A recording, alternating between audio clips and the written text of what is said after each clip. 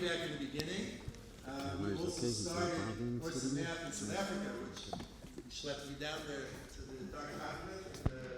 It's about the most successful peer program that we have in the world today. So we're Yirmiyahu.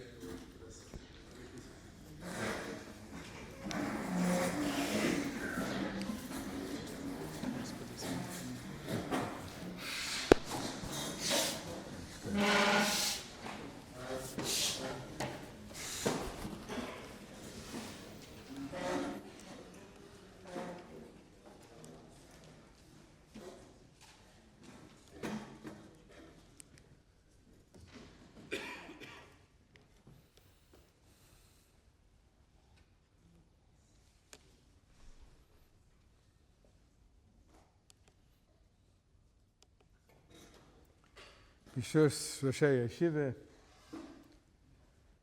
Avrichim, Talmidim. As Rabbi Wiener said, it's 30 days before Pesach, so this is not a hesped. What this really is an appreciation. There was a great man, and he had tremendous virtues. He was a great builder. And if we can just a little bit understand some of the tremendous koiches hanefesh, the tremendous areas of strength that he had, it can serve as an example to us. We can learn from his qualities. Harav Nota was an Adam Gadol. He was a great man by any measure. Chazal define what is an Adam. So there are two definitions of an Adam. Adam is Adam min Adamo. He's created from the Adama. That's the Gashmias aspect of Adam. And there's another Mahalach in Chazal, that Adam idame le'elyon, that he has a similarity kavyochol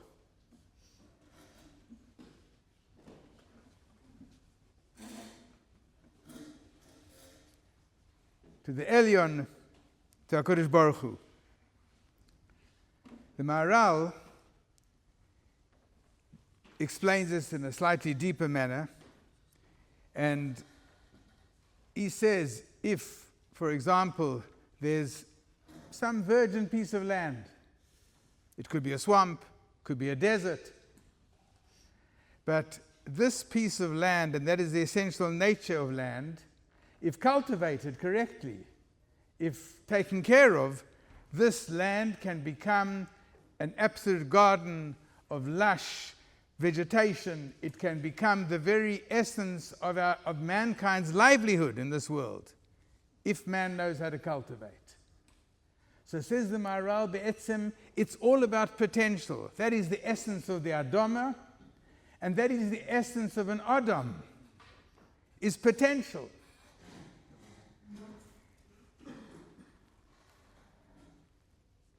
Rav Nota, it was apparent to all, strove mightily to maximize his potential.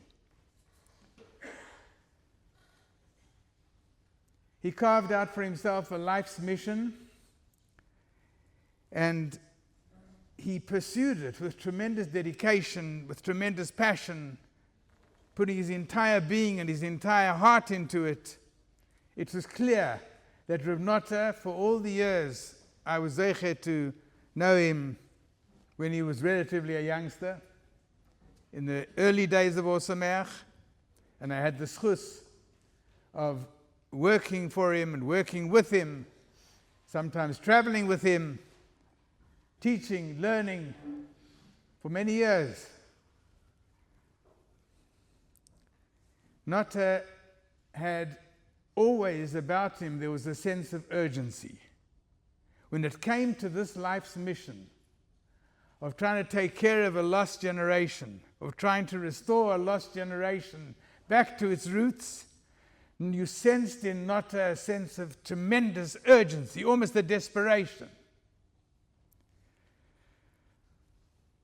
And his goal was to build a yeshiva, basically the first of its kind, a yeshiva of Balei Tshuva, unheard of.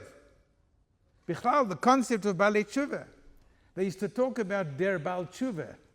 People used to talk about there was a certain Baal Tshuva, a Baal Tshuva. Who dreamt that it would become an entire movement? Thousands, tens of thousands of people who became Bnei Torah, Balei Tshuva, Talmidei Chachomim.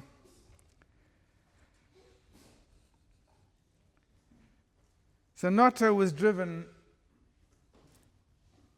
by tremendous passion, by Avas Yisrael.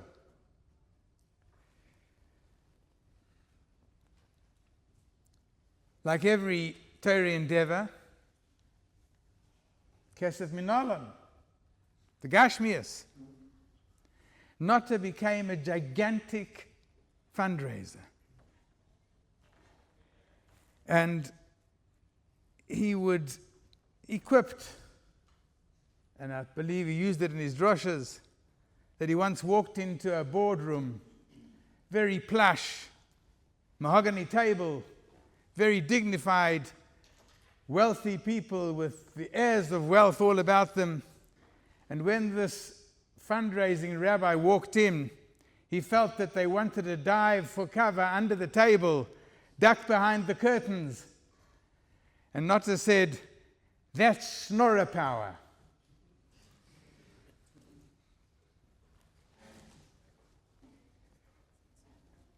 The second Pirush, Adama is Idame LeElyon. Ruchnius, spirituality. Nota was an Ish Ruach. Together with his great partner, Rav Mendel, they built the first Baal Tshuva Yeshiva al Taras HaKodesh. They were completely connected to Ruchnius. The yeshiva was built in Taras HaKodesh, and this set the law, set the groundwork for the whole Tshuva movement. No compromises. Torah, halacha, connected to the world of yeshivas, connected to Gottlieb, following Gottlieb. And that's how this Tshuva movement became and is today, Baruch Hashem, thoroughly Torahic, totally imbued by Torah. Because of these courageous individuals. There were tough times. There were times when they were threatened and challenged by the establishment. What are you doing? A yeshiva is a yeshiva. And they went weiter, they went on. Nota was a great Talmid Chacham. He was a gigantic Baal Machshava. He would delve into real depths of Machshava.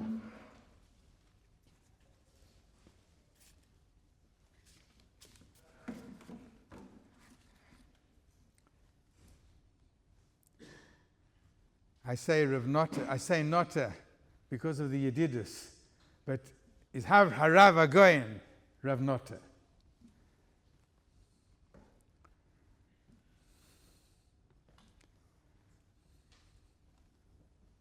He was totally immersed in Torah at every opportunity. Whenever he wasn't doing what he had to do, he was totally immersed in Torah.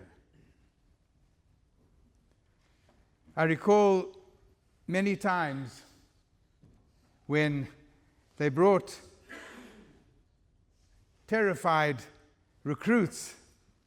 The great tzaddik, Rav Meir Schuster, Zecher Tzaddik Livrocha, it was Yortzeit yesterday, used to schlep these young, unsuspecting Talmidim, or potential Talmidim from the Kaisel, and they had no idea where they were going to, what this was about. Many of them had never heard of a yeshiva. I once had a situation where Rav Meir brought in a young man, and this guy was absolutely terrified. He somehow followed Rav Meir. And when he heard I had a South African accent, he came from South Africa. So he calmed down slightly. And he said, "Where am I?" And I said, "This is a yeshiva." He says, "Yeshiva? Oh, I heard of a yeshiva." He says, "Before I left to come to kibbutz, I went to say goodbye to my aunt in some remote town in South Africa. And she said to you, 'Oh, you're going to kibbutz in Israel? Well, when you get there, we have a first cousin. We have an uncle. And I think he's associated with the yeshiva. See if you can find him.' He says, 'Oh, that's very interesting. And what's his name?' He says, he pulled out a piece of paper and he was rummaging through and he says, 'Rav Menachem Man Shach.' Have you heard of this guy? That is his Lashon. Have you heard of this guy? I had the schus to learn in Yeshiva Sponovich. I had the schus to have a great kesher with Rav Shach. So I said, let's go. We called a cab and we went to Rav Shach. And Rav Shach, his mishpocha, he hugged him with such simcha and such joy. So of the many, many that used to come in, the ultimate weapon was to bring them into Rav Nota for an encounter. And Rav Nota had the tremendous chus of learning chavrusa every day with the Torah giant, Harav Beryl Schwartzman. They learnt every day Torah. And in that office there were koilis and brokim, as they were with the ritcha of Torah, where they're learning together in Torah. And I used to come in with the young guy off the wall and disturb this magnificent chavrusashaft.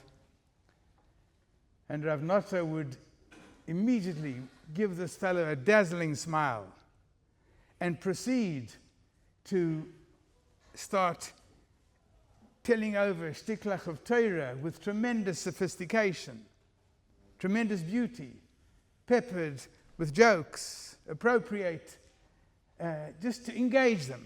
He had a tremendous, tremendous kishron in this. And with his absolute mastery of the English language. The guy who came in thinking he's going to meet some primitive zealot suddenly sits there and is encountered a sophisticated, dignified, intelligent person. And there were many hundreds, if not thousands, with that first encounter. And those who had the schus and would get to the Schiller family for a Shabbos meal, it was turning point in their lives.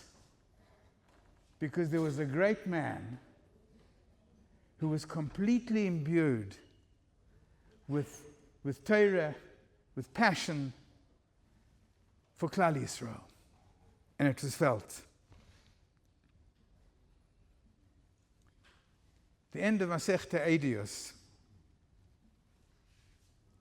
says, Ein Eliyahu bo, ela lekarev es harechokim, ulerachek es hakrovim. Eliyahu Navi will come, and he will bring close those who are far, and he will distant those who are near. So the obvious question is, we understand Eliyahu Navi is going to bring those who are distant, he's going to bring them close. But why should he distant those who are close? Why should he merachik es hakrovim? I heard a fantastic insight into this. There's two words which are both significant words, total opposites, emet v'sheker, emes v'sheker. Now there's something very, very unique about these two words. The word sheker, shin kuf reish, has three letters that flow into each other in the alphabet, shin kuf reish. There's a concentration of sheker. When you've got amassed power together, it's tremendous power. And that's the power that ruled, and that rules. The Alma de Shikra is the power of sheker because of its mass concentration. But then you've got emes. Aleph, Mem, Taf. The three most distant letters from each other. Aleph, the first letter of the alphabet, Taf, the last letter, and Mem, exactly in the middle. The three most disparate. And that's the pshat. Eliyahu Novi will come, and he will merachek es hakrovim. He will take the Shin Kuf Reish, who are concentrated together, and he'll merachek them, and in this diminish their strength. And Sheker will no longer rule, and he'll mekarev the rechokim. Those disparate little lights, the little light over there and the light over there, and there's one in Africa and there's one in Australia, and there's these people slowly finding their way back to Torah, these little lights. And a little light all on its own, sometimes you don't see and perceive its power. But when he's mekarev harechokim, but when they are brought together, then all these little lights become an extraordinary power. Harav Nota was an ish emes. In every single aspect of him, he was an ish emes. He was rooted in the truth. And that's why he had the schus of building this magnificent institution. And that's why this institution gave birth to a whole movement. Because the people who were at the helm were anshe emes. Raglayim le emes. Emes has power. So we pray that his dreams and his vision will come to fruition. And it's already on the way.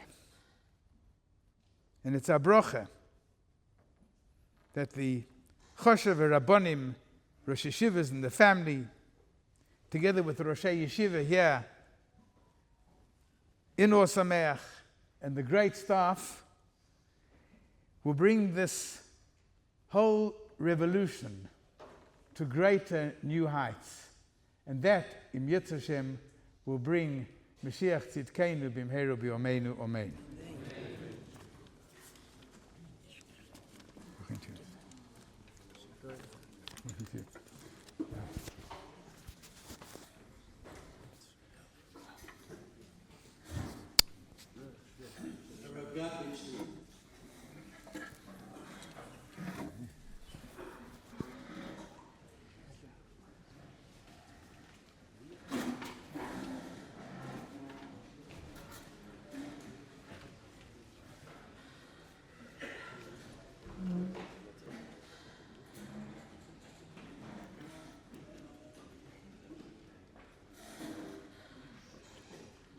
First of all, I second everything that Yirmiyahu said, which he said beautifully. It was all true and important. When I first came to Ohr Somayach 43 years ago, I was invited to become part of the staff. I met with Rav Nota, and I said to him, I'm happy and privileged. I just wanted to make two conditions. Number one, I shouldn't be called rabbi, because at that point in time I didn't have smicha. And number two, I would like a written contract. And he said, I refuse both conditions. There you are. First of all, we teach our Talmidim to treat their teachers with respect, and you're teaching Torah, and therefore we're going to tell them to call you rabbi. And second of all, he said, we don't have written contracts, but I will make you one promise. I will never pay you a living wage. And he kept the promise. Why did he do that? Well, he explained to me that unlike the whole of the corporate world, Ohr Somayach had a different hiring policy. The corporate world will tell you that you want full-time workers because you want their full allegiance, their full identification. Rav Nota said, I don't want full-time teachers. I want half-time learners and half-time teachers. I want a person who's learning Torah and grasping new ideas and is excited about it to transmit that to his Talmidim. I want part-time people, not full-time people. And I was able to learn half a day, and other opportunities came. Derech Siyata D'Shmaya, able to feed my family. But the difference between teaching all day versus learning half a day and learning something new and then bringing it to the Talmidim was a tremendous insight, educational insight. And he also told me that there are two policies in hiring. One is you're building an institution and you have it organized in your mind. There are certain roles that have to be filled, and you look for someone to fill a role. That's one way. The other way is hire people who are talented, who are inspired. Of course, such people are often independent. They often want to do what they want to do, and that may make it harder to manage them, but you'll have a much richer institution. You find your place. He hired you because he felt that you had potential, and you'll find your place. And to me, and when I say Rav Mendel, it was Rav Mendel and Rav Buhlman and Rav Nota and Rav Rosenberg, all of them together. When I started here 43 years ago, there were certain holes in my education. And so the first year, they told me, learn 2 storim a day and only teach at night. And they paid me as a teacher because they felt the investment would be good for me. So I, coming in new, felt not that I had something I could contribute to them, but they had something they could contribute to me, to build me into something. Of course, that means that I'll be able to help them better afterwards, but the sense of caring about me as a person to grow and to be able to develop. And this was a symptom of the friendship that Rav Nota had for people. The friendship between him and Rav Mendel was absolutely gorgeous to observe. Not only did they respect one another and honor one another, and each one had a role, and each one accepted and treasured the role of the other, so they worked together as a team flawlessly, seamlessly, but they loved one another. I remember hearing, after Rav Mendel was nifter, Rav Nota said to me, I don't know what to do. Every time I had a problem, I would think, what would Rav Mendel say? And then I would talk to him about it, and then I would try to work it out with him. And now I can't talk to him. And seeing how Rav Mendel was Menasseh, Rav Nota, was for us to see that, to observe that, a Yedidus of Dovid Yehonason. It was absolutely beautiful to see. And that friendship he shared with everyone, not just with Rav Mendel. Formally speaking, he was my employer. When there was a program and there was a question of my participation, he would call me in and say, we have this program. Are you available? Are you available? I don't know. I mean, you're paying my salary. I'm working for you. No. Are you available? As if I was an equal and a colleague with my own standing. That's the way he treated everybody. And I felt it specifically in the Yedidus from him, one-on-one. Yirmiyahu talked about Emes. He was an Ish Emes, and so was Rav Mendel. The two of them together, consulting with Gedolei Yisrael, whether it was Rav Dov Schwartzman or whether it was Rav Shach or whether it was Rav Elyashiv, everything was al pi Gedolim. And he was makpid, and he was makpid in a very subtle way to make sure that everything was done al pi Torah's Emes. About 8 years ago, we had a summer program. We had 200 Talmidim over that summer, and we had put them. There were different programs. We had one event with all of them together, and the mayor of Yerushalayim came down to speak. He's wonderful. He's wonderful for the city, wonderful for us. And he spoke, and in what he said were some divrei Torah. When Rav Nota got up to speak after him, and he spoke about the city, and he spoke about the yeshiva, and so on and so on, and then he inserted a remark about Torah which corrected what the mayor had said, because he couldn't let it sit. He couldn't let it sit. Something was said to the Talmidim, was said in the name of the Torah. It couldn't sit. He couldn't take it. We wouldn't allow that.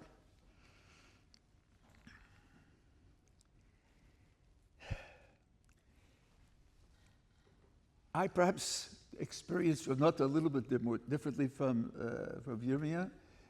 I saw him at times when there was gigantic stress on the yeshiva and stress on him personally. I never saw pressure in him. I never saw him nervous. I never saw him worried. I never saw him irritated. He always had time to talk. He always had a Dvar Torah, usually Meshech Chochmah. With Chidushim, he would say his own pshat in Meshech Chochmah. He didn't just say it over. And he had a certain nobility, reminiscent of my Rebbe Zatzal. When he looked at you, he had two eyes. One eye was on you, and one eye was Lamala. And when he's looking at you, he's trying to bring the two eyes together, to bring you up to what's going on Lamala. So you felt a certain nobility. And yet, it didn't make you feel small.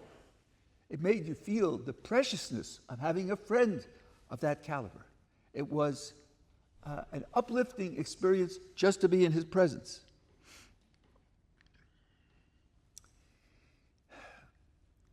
Rav Nota started a lot of programs. There was the Yeshiva in Talpiot, which had to close because of the war. There were a lot of programs in Ohr Somayach over the years. Some lasted 5 years, or 10 years, or 15 years. A number of them closed. He had visions. At one point, he had a map of the world with every Jewish community marked. And the goal was to put a pin in every Jewish community that there's an outpost of Ohr Somayach in that community. He had great visions. Not all the programs survived. Never did I ever see any sense of failure or loss. If you invest so much in making something happen and not everything continues, it's natural to feel that, I didn't do something right, or I failed, or something disappointing happened. I never saw that. And the association in my mind was with Rabbi Akiva. Rabbi Akiva had 24,000 Talmidim. They all died during the time of Sirah. And he started over again with 5. Did Rabbi Akiva regret the 24,000 Talmidim? Chas v'sholom. That made an impact on the world. The whole world was a different world because it had 24,000 Talmidim in it. Every hishtadlus that Rav Nota made in Roshim. And the Roshim is a permanent Roshim. Whether the program continues, a program that lasts for 15 years is 15 years of Torah, 15 years of Kiruv, whether it was the French program, or the Russian program, or the Hebrew program, or the Spanish program. I never saw any regrets. To learn to do things differently next time, sure. To learn from the experience. But the feeling was, I put myself on the line for the Eibishter. That's what counts. What HaKadosh Baruch Hu gives in terms of the things that continue or that don't continue, that's not my concern. It's not my field. My field is to know that I did everything that I could do. Yirmiyahu mentioned that he was a Gohan B'Torah. I can tell you an experience that I had, along with others. There was a Lakewood Shabbaton, maybe 15 years ago, maybe 20 years ago, and Rav Nota was scheduled to speak at Shalosh Yudas. Shalosh Yudas came, and we were eating and singing, and he wasn't there. Time went by, and he wasn't there. Okay, it was 15 years ago, so he was 73. He had a very heavy schedule. He worked very hard. So we were concerned. Where is he? He walked in about a half hour late. He started to talk. We sat there with our jaws dropping. He started pulling from Rishonim and Achronim and explaining them and then putting them together into a binyan, and then explaining the uftu from the binyan, and explaining the muster in the binyan.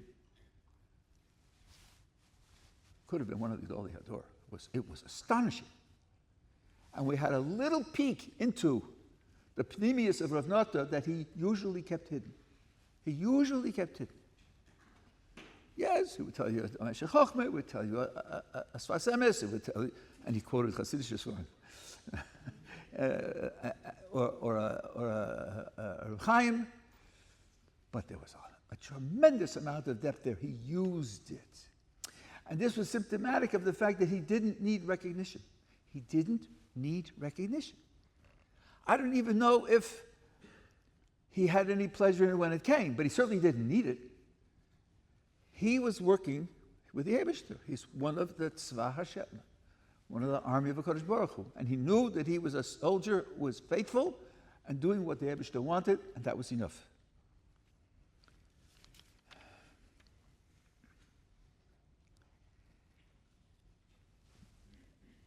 And I'd like to end with a kind of recommendation.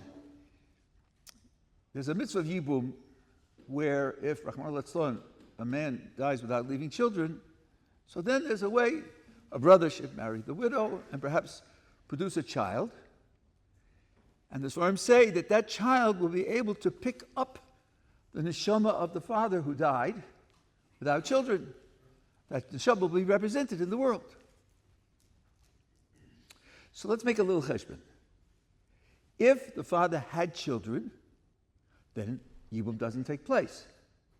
Now, while the father's alive and the children are alive, the father has his neshama, and each child has his neshama. Each child has his neshama. So now when the father dies, why isn't there the same vacuum? What's going to be with his neshama? Why isn't there a vacuum where the neshama needs a place to go and do Yibum to represent it? Obviously, the children being there carry his neshama, even though they have their own neshamas. And I think two things are going on. Number one, there's a hemshech of the father's neshama in the children, and this includes the daughters as well as the sons. Gemara with Bnos Tzlafchad. And number two, when the father is niftar, there are elements of his midos that are there that can be acquired. They can be acquired primarily by the family, but Talmidim Harihem Kabanim, all of us who are his Talmidim, and I count myself as a Talmid of his as well, all of us can be inheritors of something of his midos. And one of the many ways in which to preserve his presence in the world, Zecher Tzaddik Bracha, is not a memory. It's a metzius in the world that continues to deliver bracha. That's why you have Timchez Zecher Amalek. You destroy the houses and you kill the animals and you destroy the land. Everything has to be destroyed because it's a thing in the world that reproduces. It manufactures in the world. You don't want any of Amalek. Zecher Tzaddik Bracha, we can be mamshich, that Zecher, by acquiring ourselves some of those midos. When you hear those of us who knew personally and when you hear what kind of person he was, think to yourself, what could I do in that direction? What could I grow in that little direction? And think, this is the chvod of Nota Schiller, Zecher Tzaddik Bracha.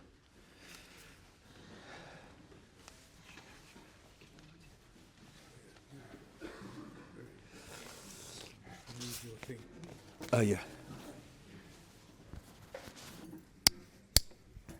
He was the director of the Spanish division for many years.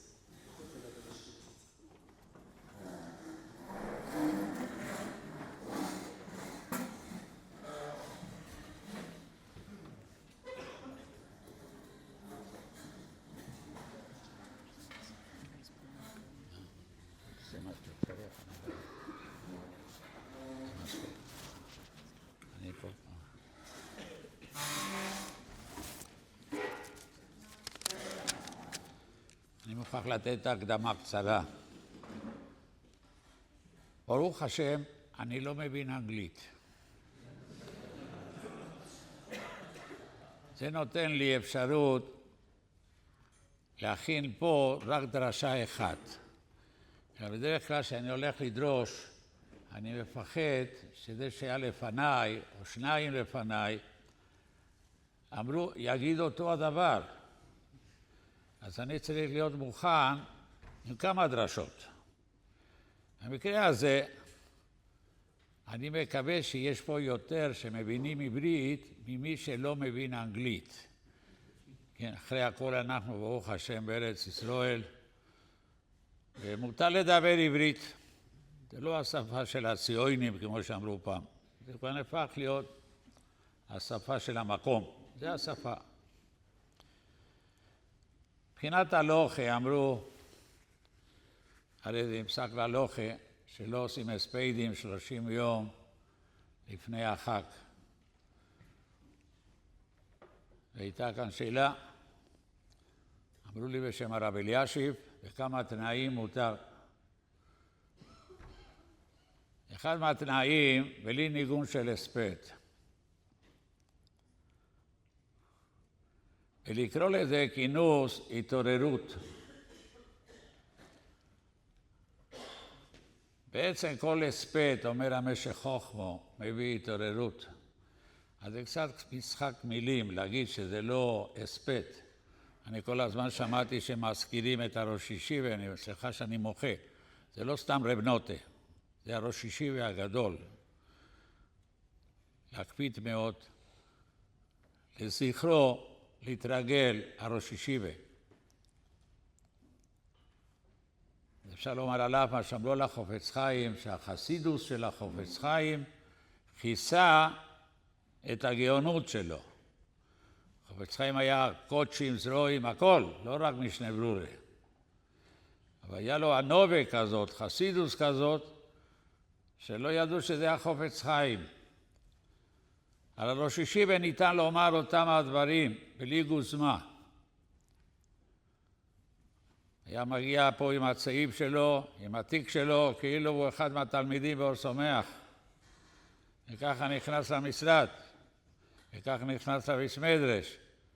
זה כמו חופץ חיים הלך עם הקסקט שלו. לא ראית אף פעם את הראש ישיבס בפונביץ' או ישיבות אחרות שכך הלכו, אבל זה היה המיילה שלו. זה ראש ישיבה שיודע לחסות את עצמו שלא יראו בו. אבל מי שהכיר אותו, מי שדיבר איתו בלימוד, הוא ידע שהוא הראש ישיבה. זה חשוב מאוד, לזכור אותו בצורה לא רק רב נוטה, אלא כבר לשדרג את זה הלאה. כשרומים לא לעשות ניגון של הספד, זה קשה מאוד. קשה מאוד להבחין בין הספד להתעוררות. כמו שקשה להבחין בין הספד לבכי. אברמוב אבינו בא להספיד את צורו, כתוב לספוט ולבכויסו. שואל הקליוקור, הרי הסדר הוא הפוך. שלושה לבכי, שיבו למספוט. קודם יש בכי, אחרי זה הספד. ואצל אברמוב אבינו כתוב שהוא בא לספוט ולבכויסו. הפוך צריך להיות. גם המשך חוכמו שהיה כל כך חביב אצל הראש ישיבה מדבר על זה. הכיוון של הקליוקור הוא, בתמציס הדבורים, הספד זה חד פעמי, מספידים. מספידים. לא הבנתי את האנגלית, ראיתי שגם צוחקים באמצע הספד. כנראה שזה היה דבר טוב, היה צורך לחייך. הספד זה דבר עצוב, אבל זה דרשה, מספידים. בכי אומר הקליוקור, זה לא חד פעמי. בכי זה דבר שיש לו זה המשך. יש לו זה המשך לבכי. לספוד לצורו, אבל אחרי זה לבכויסו ממשיך הלאה הבכי. הבכי, בגלל שהם מרגישים את החוסר. ילד או מבוגר שנזכר באבא שלו שהלך לו לעולמו, הוא בוכה. פעם במסתורים ופעם בפרסי, אבל הוא בוכה. הוא כבר לא מספיד אותו. הוא לא מספיד אותו, אבל הוא בוכה. בכי זה על דבר, על החוסר. דבר שחסר בוכים על זה. כמו שבוכים על בית המקדוש. לא בגלל שהיה פעם בית המקדוש בוכים. עכשיו אין בית המקדוש, זה סיבה לבכות. הראש ישיבה הרב שילר הוא היה גאון עצום. קשה לספוט אותו. המשך חוכמה אומר, זה ההבדל בין בכי למספוט. בכי אפשר לבכות גם בלי להכיר אותו. כמו שהוא אומר, אפילו תינוק שנשרף, אז מי לא יימס לבבו לבכות עליו? אבל מספוט, אספט, זה אחד שהוא מכיר אותו. הוא אומר מיום היוולדו, אומר המשך חוכמה. קשה למצוא את הבן אדם שמכיר את השני מיום היוולדו, אבל אחד כזה שמכיר יכול להספיד. בגלל שאם אדם מספיד לא טוב, חלילה בך זה מסוכן, כתוב בהלכה. אם מגזים לא טוב ופחות לא טוב, אז קשה להספיד, זה אחריות להספיד. צריך להיות מי שראוי להספיד. אני לא ראוי להספיד, אבל דבר אחד אני יכול לומר לכם, אני לא מספיד את הראש ישיבה בגלל שאסור 30 יום קודם, אבל אני מספיד את הישיבה, את התלמידים, את הידידים, אלה שמרגישים את החוסר. זה סיבה לבכות. יש פה תלמידים שמתחדשים כל הזמן באור סומך, ואולי לא כולם הכירו אותו, ולא כולם היה להם את הזכות להכיר אותו. אבל כששומעים אור סומך, כששומעים אור סומך בכל העולם, לא רק בארץ, ופתאום אומרים שהראש ישיבה הלך לעולמו עם כל הזכויות של אלפי בתים ואלפי תלמידי חכמים, וחסר לנו את החיוך שלו, את הפשטות שלו, את ההדרכה שלו, את ההשפעה שלו, זה סיבה לבכי. אין צורך כבר להספיד, אבל יש צורך לבכות. ההספד הכי קצר שמצאנו בתנ"ך היה דוד ויונתן. היו חברוסי גם כן, לא רק חברים. מספר מילים אמר דוד המלך, צר לי הולכו אחי, נועמתו לי מאוד. הספד קטן מאוד. זה כמה מילים, לא דרשה ארוכה וגם לא באנגלית. צר לי עליך אחי. הוא הרגיש את החברוסה שלו שהוא אח שלו. נעמת לי מאוד. נעימות. איזה נעימות היה לראש ישיבה. אף לא יאומן. זכיתי להיות בכל מיני סיטואציות, בכל מיני מצבים איתו. זכיתי להיות פה, קראו לי ראש ישיבה של המחלקה דוברי ספרדית. אפילו שאני אשכנזי. היה מחלקה לדוברי רוסית, היה מחלקה ישראלית, והיה גם מחלקה לדוברי ספרדית. אצלו לא היה משנה איזה שפה ידברו. העיקר תורה, זה מה שבער לו. תלמדו תורה ברוסית, מה ההבדל בין רוסית לאנגלית? תלמדו תורה העיקר. לבנות הראש ישיבה הגדול חידש לנו, תוירו מונחס וקרן זוביס, כל הרויצה יובוי ואיתוי. למי הוכיח את זה? לאלה שחשבו אם תעזבני יום יומיים עזבקו. לאלה שבאו מהורים שעזבו. פתאום גילה להם שהתוירו עדיין מונחס. יש תעזבני יומיים עזבקו, עזובים מן התוירו, השם ירחם. הוא הרגיש את הכאב של השכינה, הוא הרגיש את הכאב. שכינה בגולוס הוא הרגיש, תוירו מונחס וקרן זוביס. תוירו זה לא רק בשביל בנים של רבנים, בנים של ראש ישיבס. היזהרו בבני עניים, שמהם תצא תוירו. הלכתי איתו פעם לאיזה מקום, והיה בחור, פעם קראו לזה קוקו. כן? הזקן שלו במקום קדימה, הזקן שלו אחורה. אומר לי, על המקום, זה קנדידט לא סומך. הסתכלתי עליו, מה זה? תיקח מישהו שנראה יותר אנושי, אנחנו נסדר אותו כבר. זה מתאים לו סומך, הוא התחיל לדבר איתו, הוא היה שומר באיזה אולם לחתונות. הרגישות שלו, אהבת התורה, אהבת ישראל, אבל הוא היה כל כולו, זה נקרא איש אשכולות. אשכולות זה נקרא איש שהכל בו, הכל בו. הוא לא הפקיר את עצמו, הוא ישב ולמד.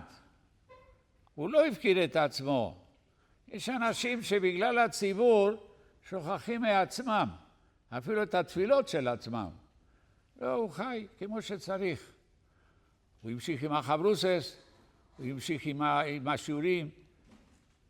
כל משך חוכמה בעל פה, צלצלתי לו איפה משך חוכמה על המקום. זה לא רק משך חוכמה בכל הש"ס. המשך חוכמה אומר בפרשת ויחי, ויחי יעקב ארץ מצרים 17 שונו. אומר המשך חוכמה, יש 4 מצבים בחיים של כל מיני סוגי אנשים. יש אדם שחי לעצמו, זה גם ויחי, הוא לא מבוטל, אבל הוא חי לעצמו. יש אדם שחי לבני ביתו, למשפחה שלו, הוא דואג להם. יש עוד דרגה של אדם שחי לבני עירו, לעיר שלו. הוא דואג לעיר שלו, הוא דואג לשכונה שלו, הוא דואג לסביבה שלו. אבל יש עוד ויחי שחי לכל העולם, ועל זה נאמר צדיק יסוד עולם. כך אומר המשך חוכמה בפרשת ויחי. אני הייתי אומר על הראש ישיבה את כל 4 מצבים היה לו. ובן אדם אחד היה הכל ביחד. היה לו את ויחי לעצמו, הוא לא הזניח את עצמו כי הוא זה. כי הוא זה. אם זה בתפילות, אם זה בתורה, אם זה בחיזוק הוריו, עם הכל מה שאפשר, הוא היה. הוא היה. זה נקרא הוא עצמו, הוא נשאר. וגם כן ויחי לבני ביתו. הדאגה שלו לילדים שלו היה משהו מיוחד. לפעמים, כמו שאומרים אצל החסם סויפה, היה לו ברכה מיוחדת שהיו באים הרבה אנשים אצלו בבית, והיה לו הרבה ילדים, ולא תמיד יכל להתמסר לילדים שלו. אצל הראש ישיבה לא היה מושג כזה. בני ביתו, לא על חשבון מישהו אחר. בני ביתו היו בראש העניינים, הוא דאג להם. הוא דאג להם ברוחניאס, הוא דאג להם בגשמיאס. הוא דאג, בני ביתו. בני ביתו לא סבלו מביחי הראשון שלעצמו. היה עצמו והיה בני ביתו וזה הכל הסתדר.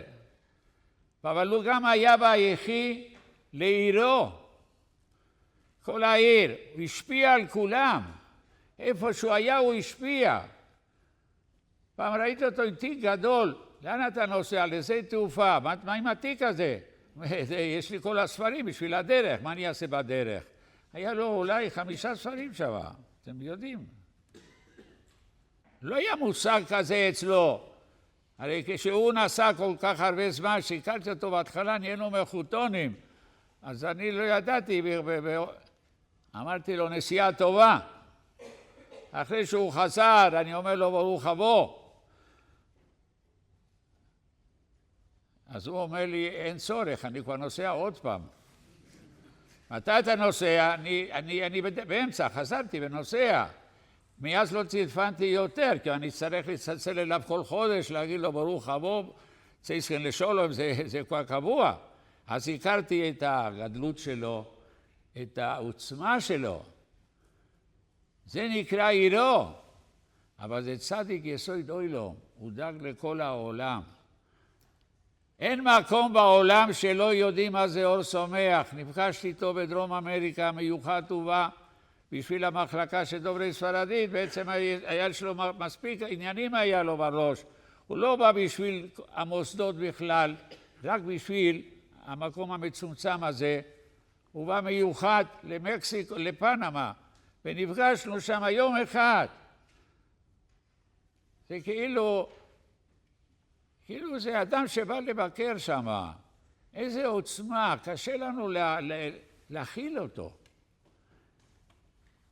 לפני שהפונביצ'רוב נפטר, חשבתי פעם, מה ידברו עליו? יש כל כך הרבה להגיד, איך אפשר להספיד אדם שיש לו פרנם כזה רחבות, כל כך הרבה? שאומרים איש אשכולות, אבל איך אפשר לפרט את זה? זה צריכים לשבת ולכתוב, אבל העיקר התוצאה מזה, ללמוד ממנו. אני אומר, חוזר שוב על המילים, אנחנו לא מספידים את הראש ישיבה, אולי גם אסור להספיד עכשיו, אבל מותר לבכות עלינו. על החוסר הזה מותר לבכות, ואולי חייבים גם כן לבכות. וללמוד ממנו שאדם לא חי את עצמו.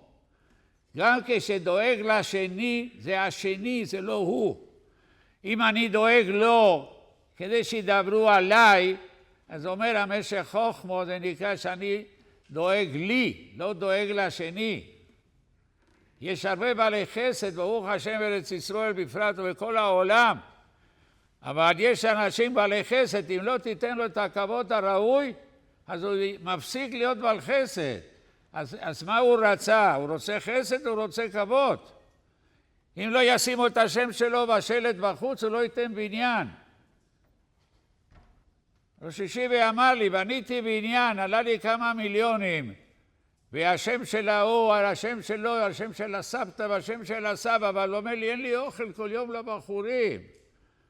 למה אוכל אין? בגלל זה לא שמים שלט. אז אמרתי לו, תעשה כמו הפונביצ'רוב, היה נציב היום, כל יום שמו שלט עם שם, תתחיל לשים שמות.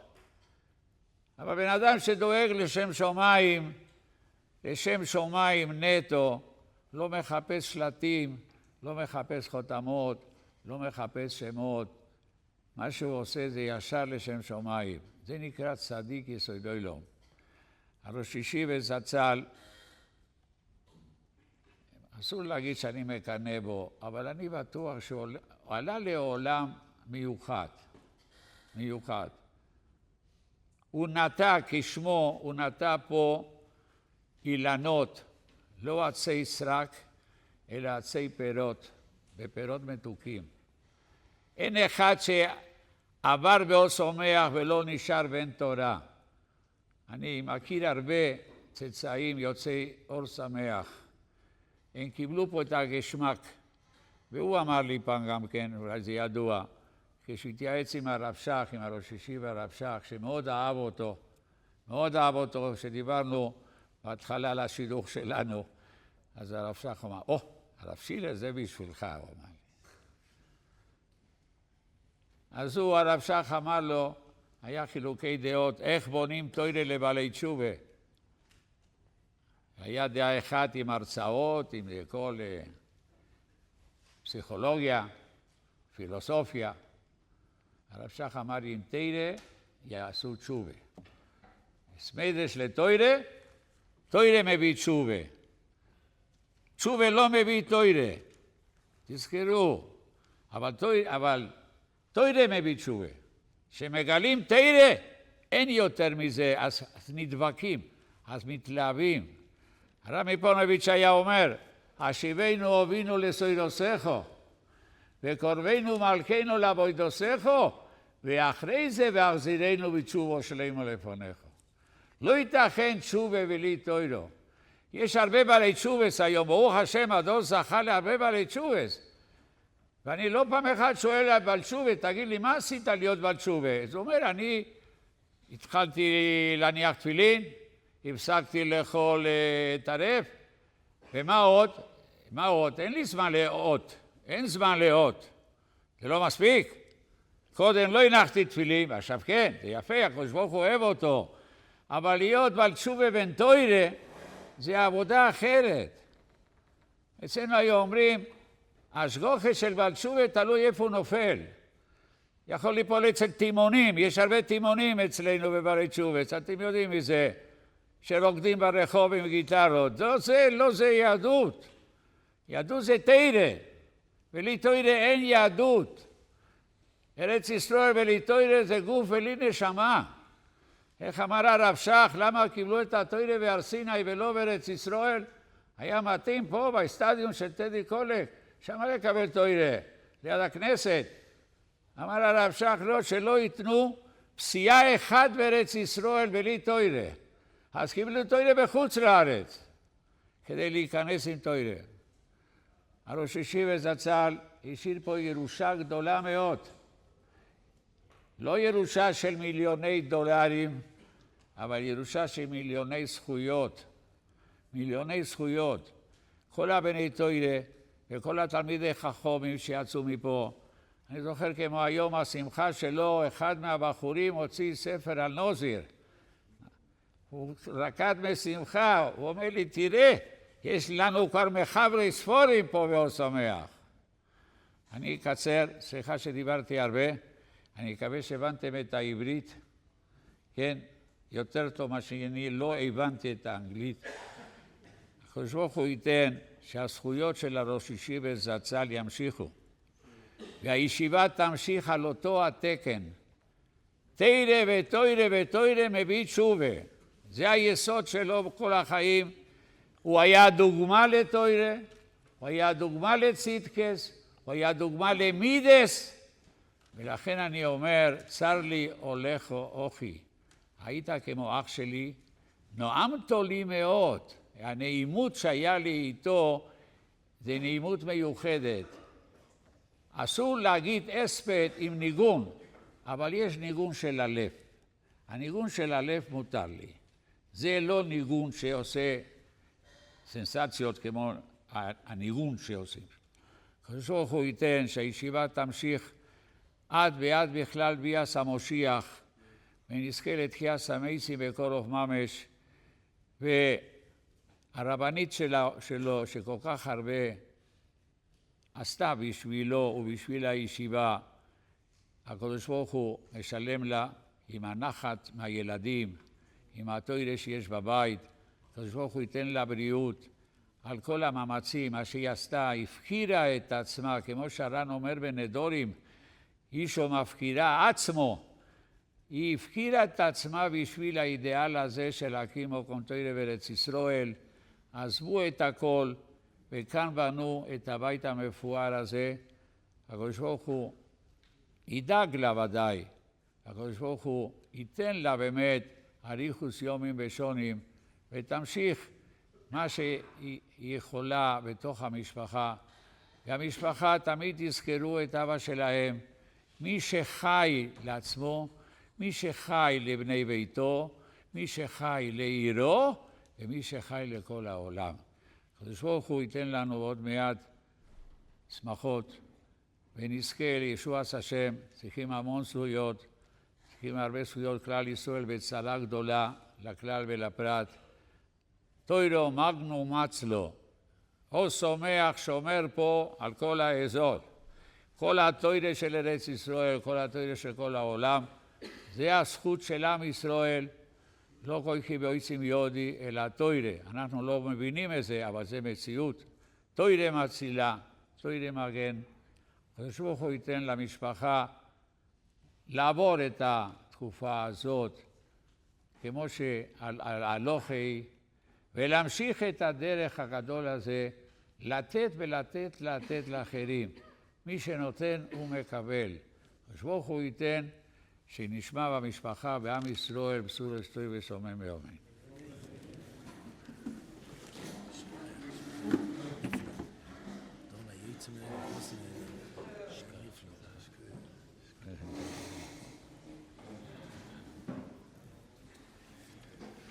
השם שלך? גודווין. אורי גודווין. זוכר את הפנים. כן, ככה.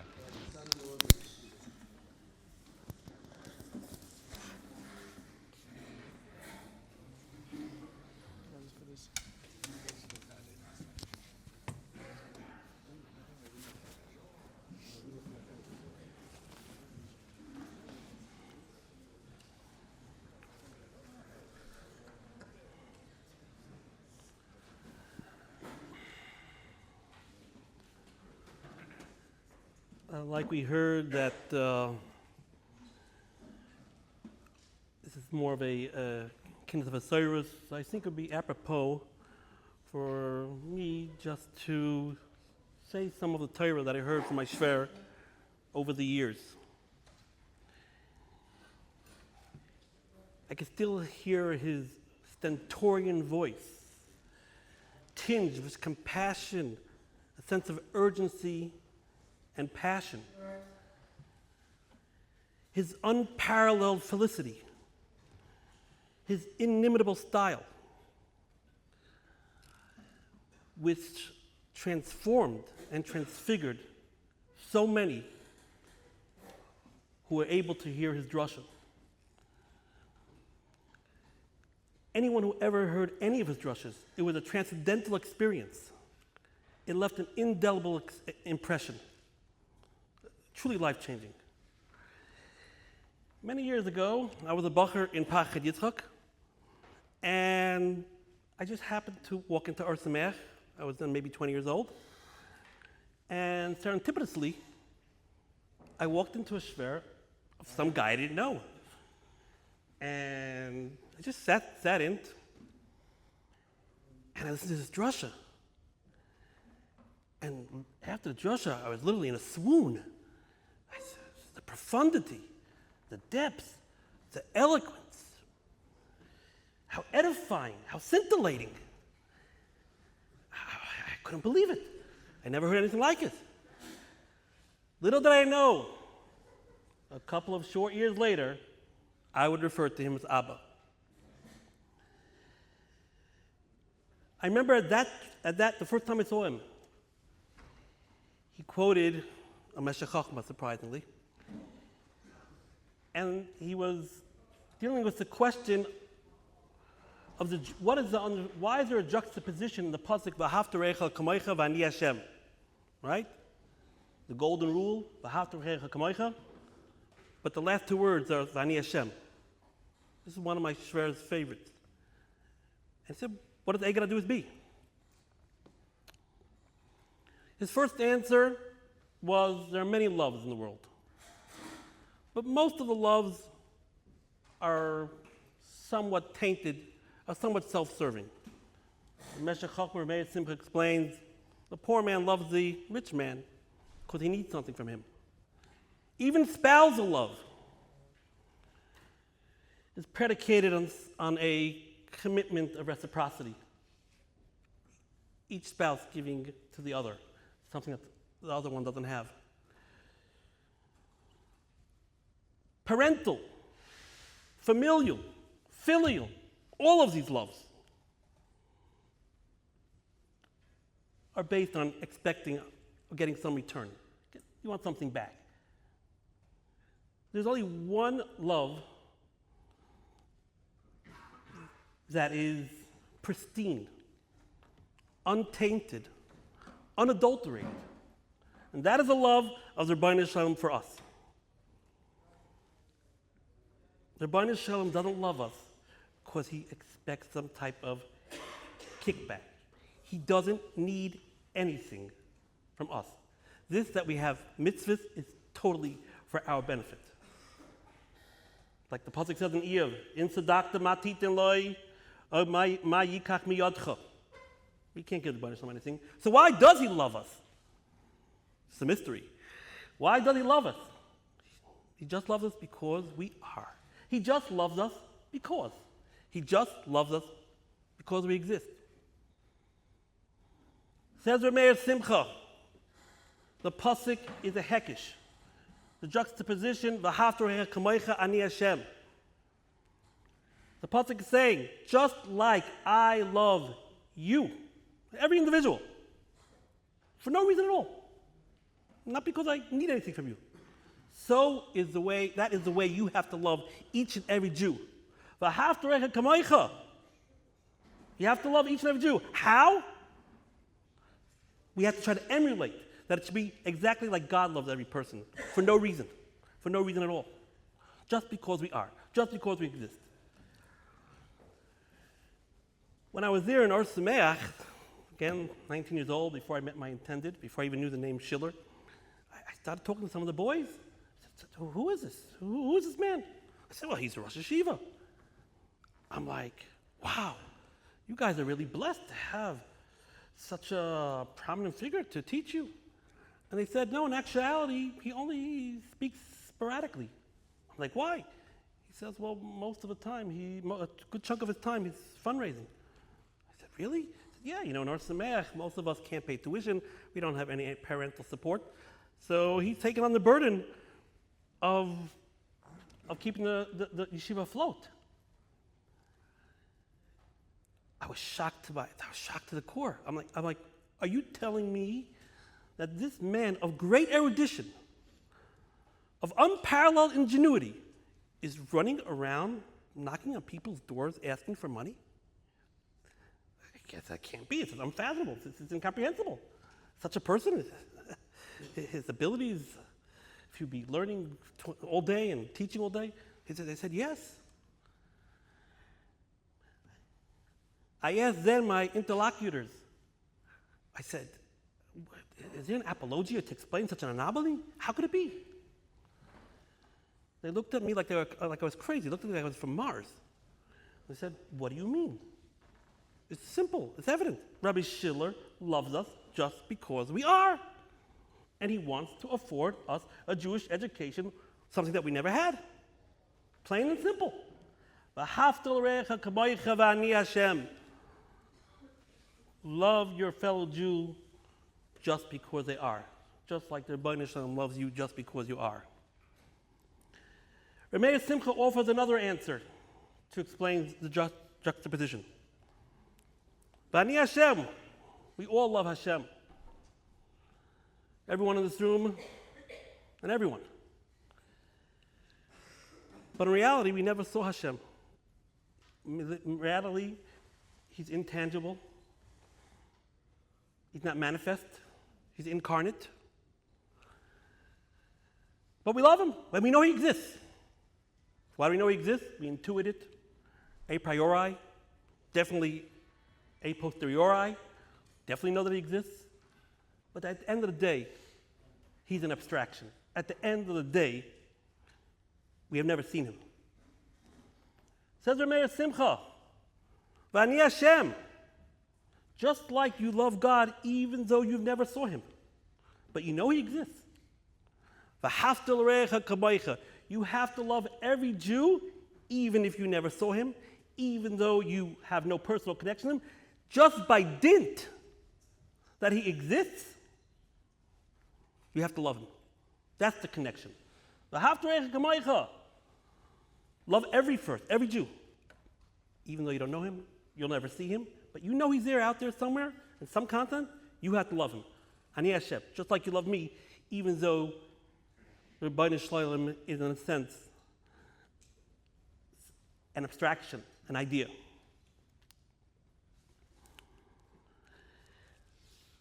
2-3 weeks ago, Rav Daniel Limberg came to visit my father-in-law, and he just flew in really for a couple of hours.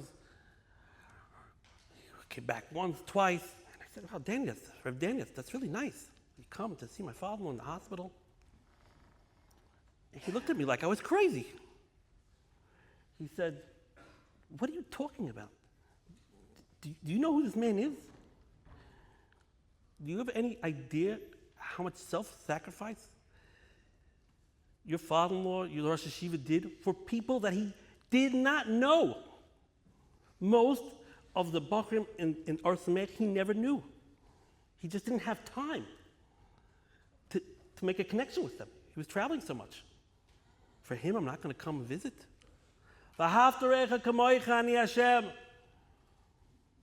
Love your friend because he is. Love your friend even if you'll never know who him and you'll never have a personal relationship. Ani Hashem. The third answer that the Rameir Simcha offers, there's a uncanny phenomenon amongst the Jewish people. There's an inordinate sense of responsibility and solicitude that we have for each other. Which Jew no matter what his denomination is, no matter what his beliefs are, didn't shed a fount of tears over October 7th, over the deaths and over the hostages.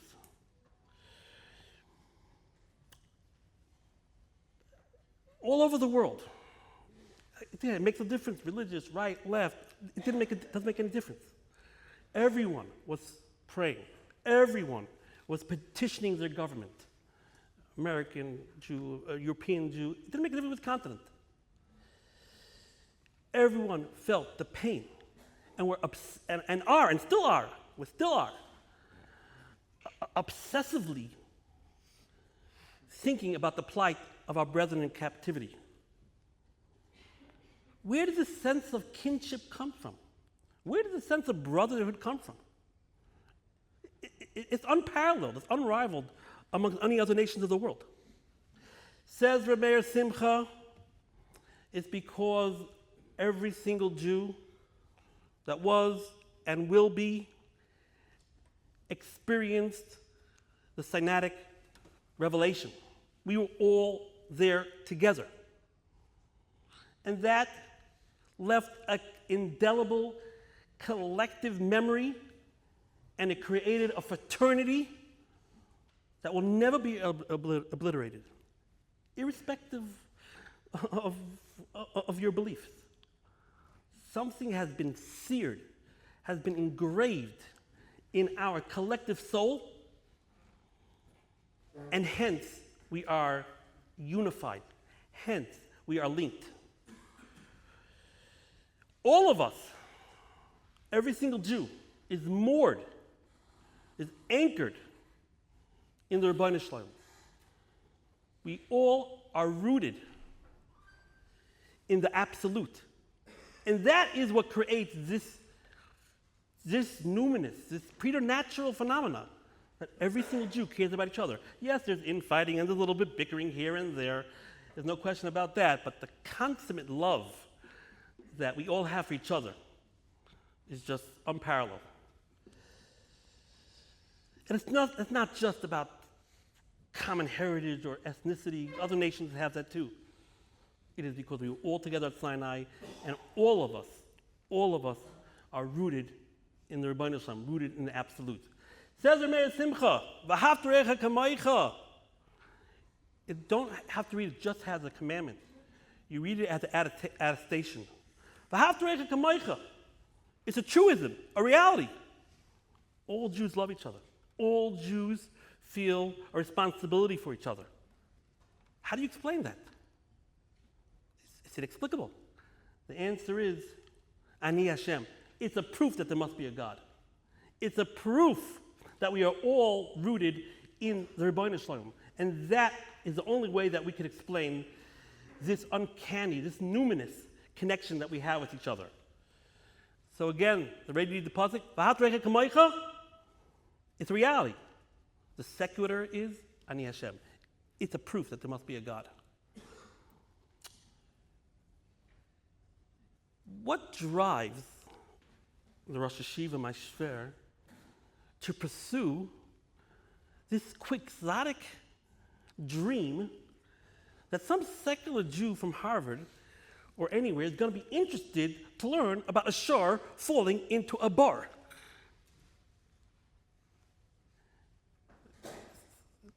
My furthest dream, that's what a sophisticated secular Jew is going to learn about, a shor falling in a bar? The answer is, for him, it was not quixotic. For him, no, it was axiomatic that every single Jew was at Har Sinai. Every single Jew internally wants to connect. All you need to do is give them a little nudge, a little reminder, a teeny push, and they'll come back home.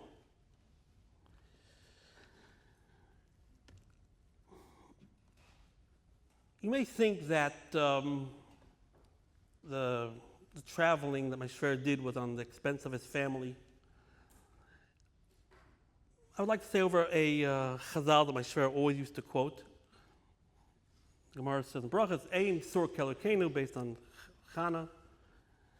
And the Gemara says, Ein Sarah, Ein Sayar Kelikenu. There is no artist like God. And my Shiur would explain, or she would explain, if you look at a painting, a beautiful painting, it's beautiful from afar. But the closer you get to the painting, if you get really close up to the painting, you start seeing the cake of the paint, the crust, the uneven strokes. The closer you get, the less beautiful it is. But by the Rebbeinu Shalom's Bria, by the Teva, by nature, the closer you look, the more beautiful it is. You look in, you take a microscope and you look deeper into nature, you see the beautiful symmetry, the exquisiteness. It's just stunning. Ein Sayar Kelikenu. There's no artist like God. Every other artist, their picture looks nice from afar. Get too close, you start seeing the imperfections. By the Rebbeinu Shalom, it's the opposite. The closer you get, the more beautiful it is. My Shiur would explain this is analogous to the Gedolei Yisrael. There are many great people in the world who have done tremendous deeds, luminaries, but that's only their public persona. If you look closer to their private life or their family life, there's a lot left to be desired. In contradistinction, by the Gedolei Yisrael, like has been mentioned, my Shiur was close to many Gedolei Yisrael, we say the closer you get to know them, the more privy you are to their private and family life, the more stunning they are. The more astonishing it is, the more illuminating it is. Ein Sayar Kelikenu, and the Gedolei Yisrael emulate that. The more you look into their private life, the more beautiful it is. It is true that my Shiur's traveling took a toll on the family. There's no question that it was difficult.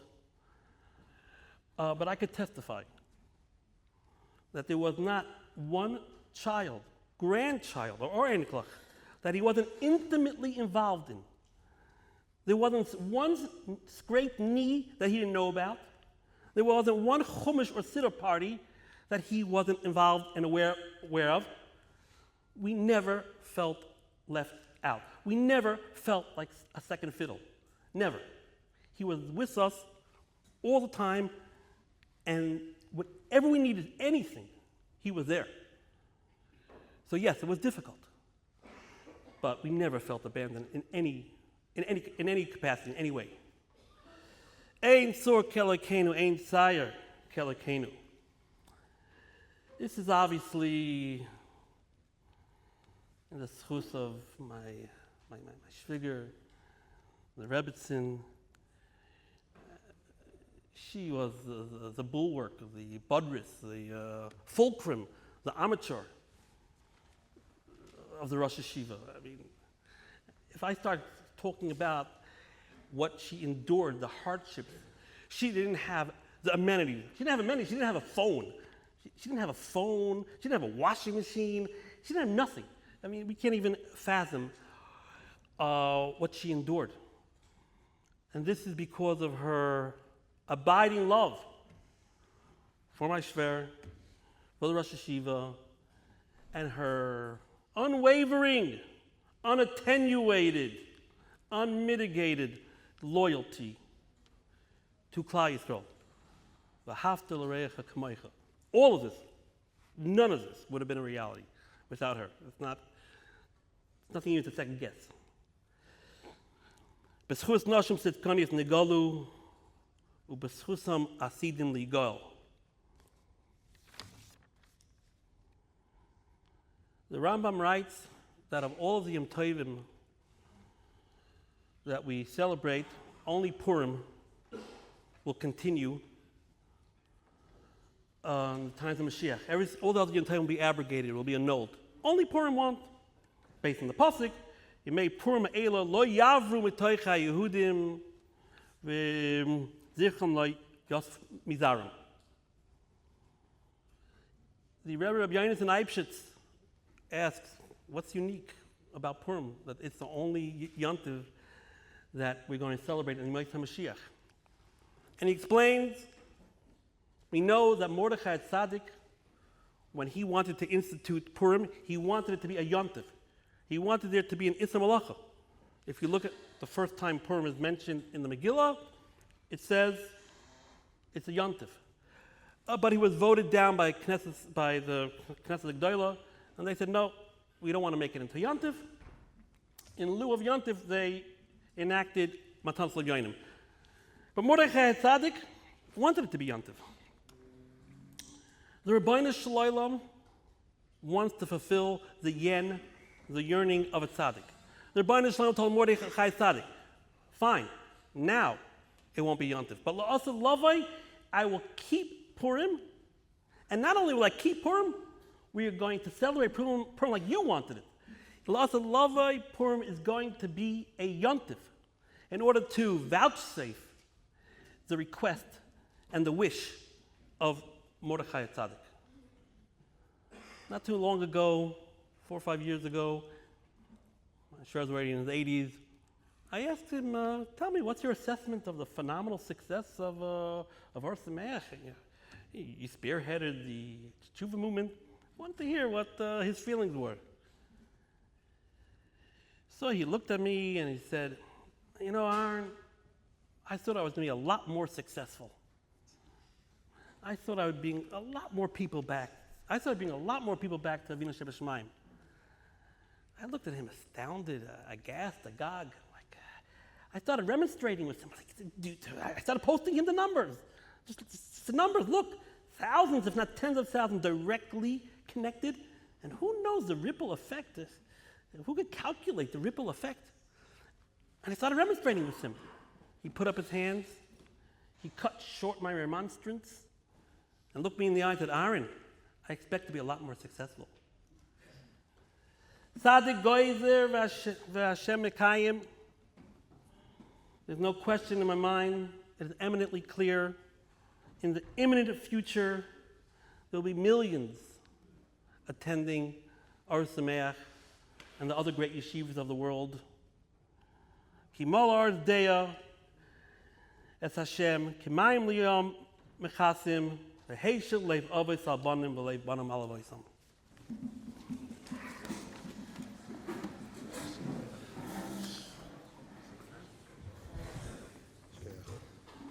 Before we say Kaddish Rabbanan,